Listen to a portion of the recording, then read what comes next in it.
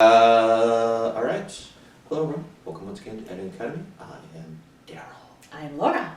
You're supposed to say dramatic. I am Laura. There we go. And a little bit good.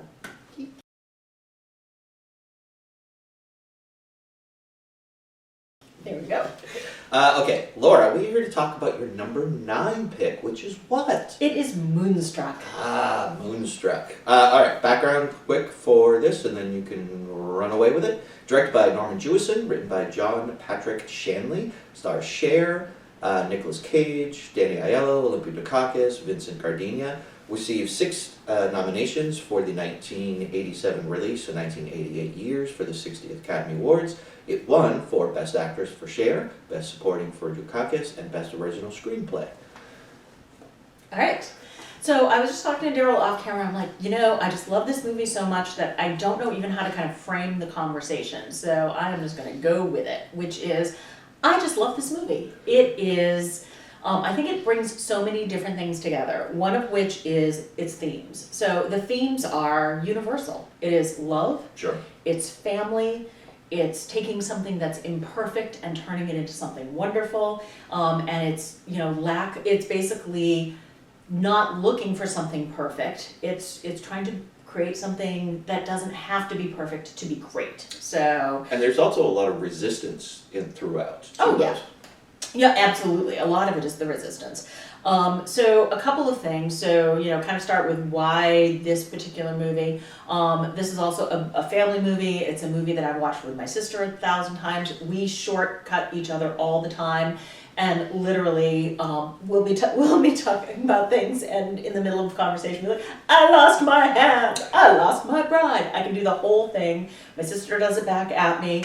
The I ain't no freaking monument to justice. That is my answer to everything. Whenever anybody wants me to do something or something is out of my control, my answer is, I ain't no freaking monument to justice. So thank you, Nicolas Cage and Moonstruck.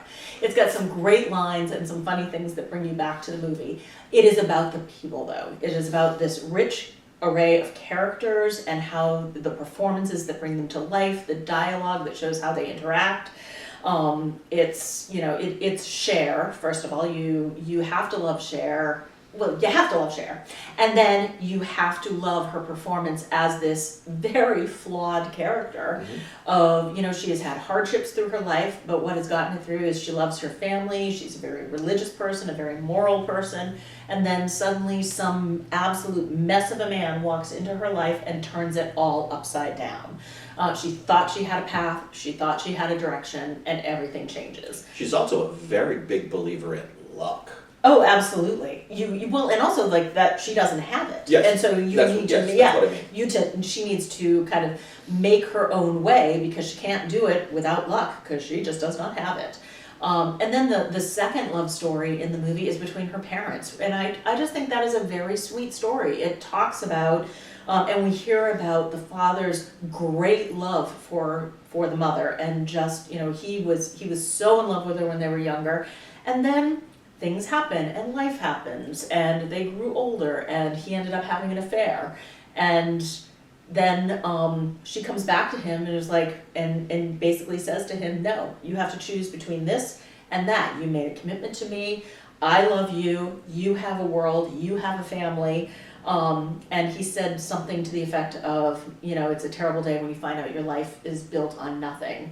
And she reminds him, your life is not built on nothing. I had a question about that for you, because, one of my favorite scenes, this first off has one of my favorite movie lines ever, which we'll get to in a second, but one of my favorite scenes is when the professor, who likes to sleep with the young, they end up having dinner together, and they're having a great time, they're getting along, and then he walks her back, she gets seen by her father, Father-in-law, sorry, yes.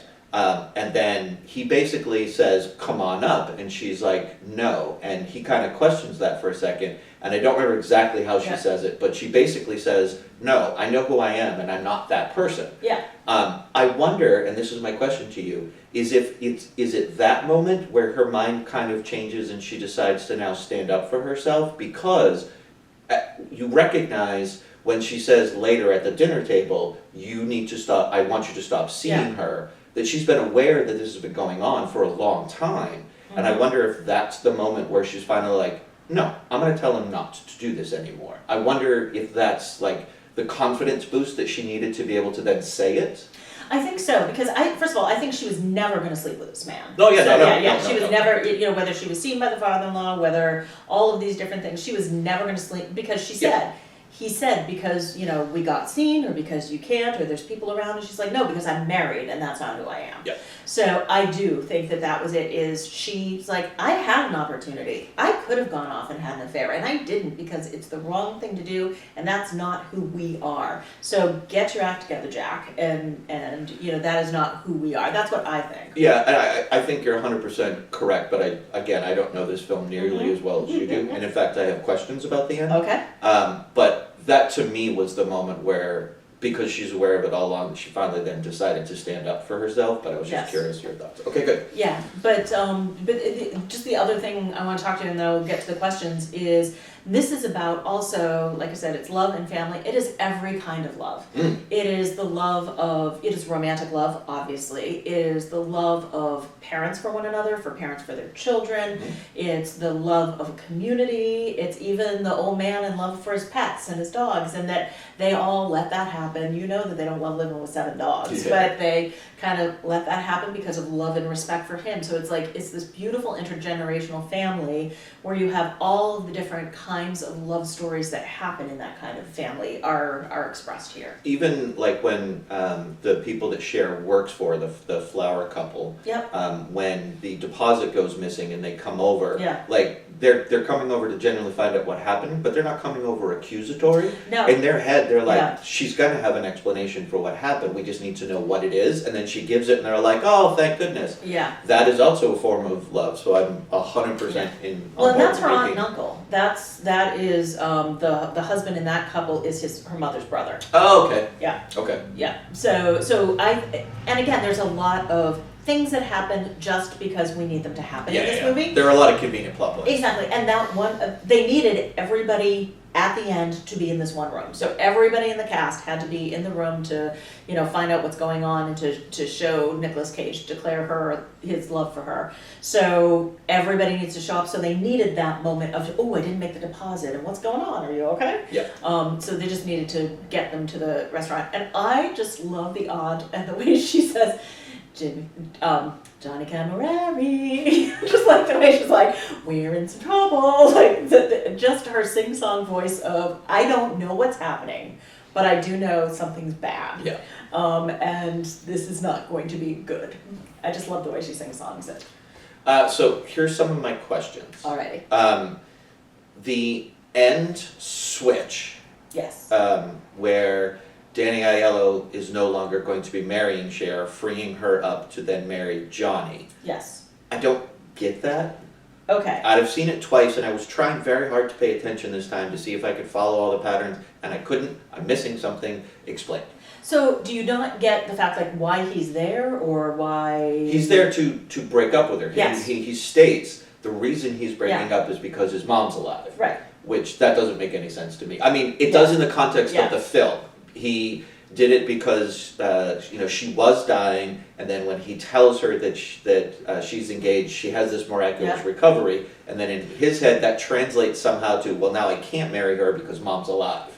All right, so the way that I interpret it is you have to go back to these two characters and why they're together in the first place. Yeah, it's more convenient. Exactly. They're not in love. They are, she picked a nice man, and he is a big fat mama's boy who needs to be taken care of. And she's been taking care of him. And she is taking care of him, and she's going to take care of him. And in kind of the flip side of that is she is going to have a husband and a partner, and in an Italian family, you need to have those things to, kind of be the family person, because family is incredibly important. So I think you have to go back to, why are they getting married in the first place? And it's not because of love. Right. And so then when she finds great love and finds great passion, it makes sense that she's going to break up with Danny Aiello to be with Nicolas Cage. So that makes sense. And then you've got, again, the big fat, mama's boy, who now this woman who has been taking care of him, he doesn't need as much because mom's gonna live. So I think also he was only going to marry her because his mother was going to die. Because how old is he in this movie? He's probably in his late 40s, Yeah, I would say. guess. And he's never been married before. Yeah. And part of that, I read into it, is because Mama never liked the women that he picked out. Right. And so now that Mama's alive and does not like Cher, they've established that she hates Cher and her character. So he's like, well, Mama's alive, I can't marry you. So that's why. Okay, yeah, I forgot that part. She hated Cher. I forgot that part. He's not married to this time, so probably she is not approved of anybody that he's dated. Yeah. So he's got to break up. And there is a line between Nicolas Cage and Dan Aiello where he says, you gotta stop having Mama run your life. Yep. And so that's why they broke up. And yet, this is an Italian family and everybody's family. It was more important, I think, for Danny Aiello to retain his relationship with his brother than to get married. And I mean, that's the whole, the premise of the movie, why she goes and finds him in the first place, is he wants to make amends with his brother at before their wedding so the brother can come, hence, and then hijinks ensue. I had forgotten, and both times that I've rewatched it now, because we did it for 88 when this came out, I'd forgotten the part that Danny Aiello's mother did not like Cher. Yeah. Totally glossed over that every time. That, in retrospect, makes so much more sense now. Yes, he's a mama's boy. If Mama doesn't like the person that he's going to marry, he's not going to marry that person at all. Exactly. I got it now. Okay. One other thing about Danny Aiello, that it's again, there's like these beautiful, like little quick, quiet moments that Danny Aiello is talking to Cher about his brother. You have not met Nicolas Cage. You don't know his big secret about losing his hand. And so Danny Aiello is like, you have to go find my brother. We had this terrible fight and he's never forgiven me. And he does this moment of like holding up his hand and being like, oh, his hand. And you don't know until you later come back and see that moment. You're like, that's what was going on in his head. So yeah, I think Olympia Dukakis absolutely deserved the Oscar for this. I thought that Cher was spectacular in this. I don't know who she was up against because I thought it was a great performance. I would need to know who she beat to know if I thought it should have won that year. Because I could see another one winning, I don't know. But I think everybody else in here is fantastic, including the father, the grandfather rather, who is just so sweet. And basically, again, it's, he is no longer the man of the house. His son is the man of the house. He can't make decisions. He can't tell people what to do. But he has his beliefs and his feelings, and he's going to try.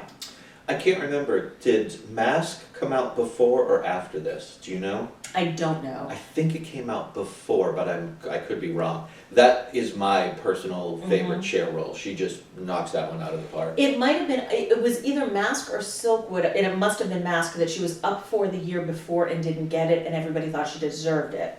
Which is why when she attended the Oscars the year that she won, she wore the great Bob Mackie dress with the headdress that she's famous for being seen, attending, because she was basically like, oh, you're not going to miss me this time around. I am Cher, in fact. So it is just a simple movie, a sweet movie. It's the themes are, like I said, universal. It's about love. And it is about this woman who doesn't think she's going to find it, so she's going to settle. And then she ends up finding it. And her family and their support and their love is just this, that's the warm little hug that I get from this movie. Got it. And it makes sense because everybody is still, at the end of the film, there's no animosity. Nope. Everybody is still able to maintain their family unit. It's just shifted slightly.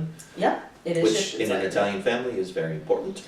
Yeah, and you've got the father is going to give up the mistress, and he's, kind of renewing his love for his wife, and she is forgiving him, and it's just all very, very sweet. Would you put this in the comfort category for you? Oh, absolutely. Okay. Yeah, this is something that I will throw on anytime, or that if it's on, I will stop and watch it every single time. Got it. The only part I fast forward through is her kind of primping in front of the fire with her dress and her, her stuff around her. I don't think that's terribly necessary. And she lives in a house with a lot of people, so even if they're not there for the moment, she's like hanging out, getting dressed in the living room. That seems odd. So Fair enough. I fast forward through that just because it's a little self-indulgent, but it's a moment in a fantastic movie. But it's, I mean, I can understand it because it is a contrast to how you've seen her before. Yes. But I agree, you don't need to see her going through that entire process. You could kind of see like the last 45 seconds of it, and that would have been fine. Yeah, and I think going through the spa and going to the dress shop really got us where we needed to go. But it does do a very, like, if you can make Cher look kind of drudgy, which she is in the beginning, that's the little schlumpy, that's pretty no mean feat. And then of course she becomes Cher. Yeah. And it's stunning. But yeah, I'm gonna ask you one question because Sure. when we've talked about this movie before, you do not like Nicolas Cage in this role. No, Nicolas Cage for me is hit or miss in a lot of movies because he has, it's commonly referred to as the Nicolas Cage effect, although I started, I think, more with Al Pacino, that way over the top kind of acting. And I don't know if this isn't the start of it for him, but he is fully embracing it at this point. And I get your counter argument that that's the kind of the character he needed to be for this movie, but it's hard for me to watch those overly dramatic moments for him. Like the whole scene that you love, I have difficulty watching because it's just so over the top. Love that scene. I know. To me, it's just scene. so over the top Yeah. though, and it takes me out of it rather than enhancing the film for me. It's a moment where I step away and rather than engage. Yep, and you just need this put-together woman who, again, takes care of her fiance, does the things, tells him how to propose for her to say yes. Yeah. You know, tells him that, 2 pairs of pants came with a suit, and she's an accountant, and she's all well put together, and she meets this absolute disaster of a person, and that's who she wants to be with. Yeah. So I think the more of a disaster he is, the more fun it is for me. You did not get a chance to say your favorite line. Oh, yeah. It's when Nicolas Cage tells her that he's in love with her, and she just slaps him, and then slaps him again and says, "Snap out of it!" I love that line. That is brilliant. And the way it was done. Yes. Perfectly performed. So go watch Moonstruck. It will make you happy. It will make you feel like you've gotten a nice warm hug. It's cozy, and then go say the funny lines to your sister. That is my advice. All right, see ya. Bye.